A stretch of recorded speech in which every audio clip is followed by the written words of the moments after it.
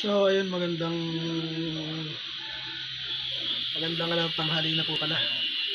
So, sa lahat po ng nakakapanood po ng video ko, gusto ko po sanang humingi ng konting payo kung sino man po sa inyo yung nakaranas ng sakit na constochondritis.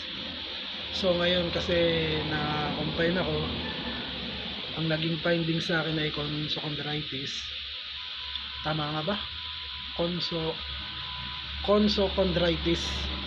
So sa lahat po sana ng may gantong karamdaman, hingi lang po sana ako ng konting payo or suggestion kung ano yung pinakamagandang way kung paano siya gamutin.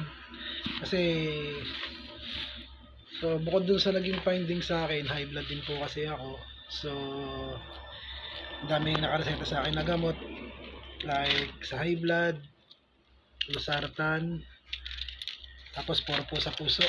So wala naman daw po akong sakit sa puso, kaya lang high blood nga daw po. Isang naging finding sa akin constochondritis. Sana po makapansin. Pa-share na rin po sana ng video para pa-comment na lang din po sa video kung ano po yung mga naranasan nyo, yung mga ginawa nyo, kung paano nyo siya ginamot. So yun lang po sa ngayon. Maraming salamat po.